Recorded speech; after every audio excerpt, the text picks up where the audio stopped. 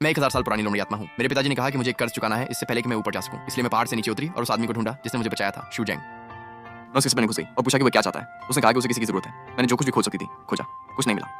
पहली जिंदगी में मैंने खुद को एक महिला में बदल लिया और उससे शादी कर ली। हमारी एक सम्मानजनक शादी थी, बच्चों को साथ में पाला, सब कुछ। उसके 50वें जन्मदिन पर उसने खुद को जहर दे दिया। जब वो मर रहा था मैंने पूछा क्यों, तो उसने कहा पत्नी कभी वह नहीं थी जो वो चाहता था और तुम्हारे पास सहारा लेने के लिए लोग हैं। मैं बिना किसी पछतावे के मर सकता हूँ। मैं खाली हाथ लौट आया। दूसरी जिंदगी में मैं एक आदमी बन गया और उसका कसम खाया हुआ भाई बन गया।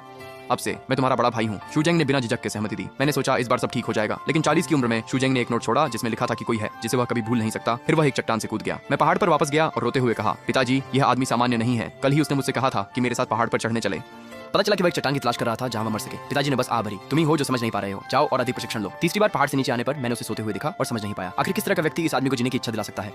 अगली सुबह पिताजी ने मुझे गुफा में अब भी बेहोश पाया, पूरी तरह से उलझन में। उन्होंने सावधानी से पूछा, बेटा क्या तुम उस कर्ज को चुकाने का इरादा छोड़ रहे हो? क्या चुकाना है? आप किसी को नहीं बचा सकते जो मरने पर तुला हो। मैं सोचता था कि अपनी पूरी कोशिश करना काफी होगा। अब मुझे पता है कि इसका कोई मतलब नहीं है। मैं अब और नहीं रोक सका। मैंने पिताजी को अपनी यात्रा की तबाही के बारे में सब कुछ बता दिया। पहले जीवन में मैंने असहाय होने का नाटक किया और शूजेंग ने मुझे तुरंत अपना लिया।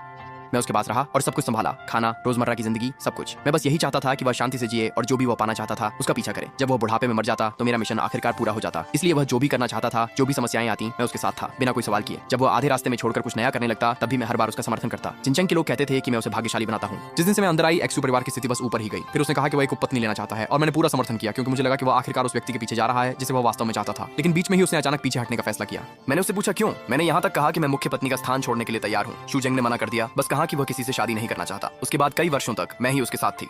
जिनचंग में हर कोई हमसे ईर्ष्या करता था, जैसे हम एक आदर्श जीवन भर के जुड़े हों। कुलीन महिलाएं मुझसे मिलने आती थीं, ये पूछने के लिए कि पुरुष को कैसे बनाए रखा जाए। फिर आया शूजेंग का 50वां जन्मदिन। पूरे राजधानी से लोग जश्न मनाने के लिए आए। मैंने उसके लिए एक भव्य भोज का आयोजन किया। जब मैं बाहर मेहमानों का स्वागत कर रही थी तब श्याओशी घबराहट में दौड़ते हुए आए। मैडम एक कुछ गड़बड़ है, हमारे पिछवाड़े में गिर गया। जब तक मैं वहां पहुंची उनकी सांसें मुश्किल से चल रही थी। मैंने उस स्टीप पहले पूछा क्यों। उसने कहा उसने मुझे इसलिए अपनाया कि मुझे अकेला देखकर उसे बुरा लगा। बच्चे बड़े हो गए, तुम्हारे पास सारा है, मैं इससे खुश हूँ। मैंने उसे विनती की कि वह मुझे बताए कि वह कौन था। मैं उन्हें ढूंढ लेती, लेकिन उसने एक और शब्द नहीं कहा। वह बहुत जल्दी चला गया। उसके लिए शांति थी, मेरे लिए नहीं। हाँ, मैं इंसानों से बहुत लंबा जीती हूँ, लेकिन वे दशक भी मेरे समय के रूप में गिने जाते हैं। वह इतनी आसानी से चला गया। क्या यह वास्तव में उस सब के लायक था जो मैंने दिया?